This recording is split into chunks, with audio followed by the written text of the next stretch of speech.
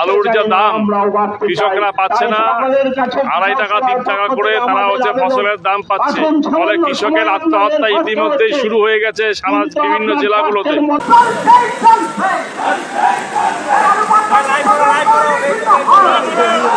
বাংলাদেশের রপ্তানি বন্ধ হওয়ায় এভাবেই বস্তায় বস্তায় আলু ও পেঁয়াজ রাস্তায় ফেলে বিক্ষোভ করছে ভারতীয় কৃষকেরা।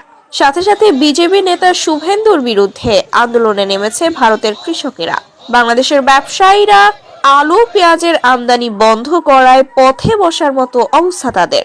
দেশের মধ্যে তারা পাচ্ছেন না এসব আলু পেঁয়াজের ন্যায্য দাম। হাজার হাজার ভারতীয় কৃষক নেমেছেন রাস্তায়। বস্তায় বস্তায় আলু ও পেঁয়াজ রাস্তায় ফেলে করছে বিক্ষোভ। কৃষকেরা বলছে, আলু পেঁয়াজ বাংলাদেশের রপ্তানি করে আমরা ন্যায্য দাম পেতাম, কিন্তু এখন রপ্তানি বন্ধ হওয়ায় তা পাচ্ছি না। আর এই গাড়ি আজকে 15 দিন দাঁড়িয়ে থাকায় বহু ক্ষতি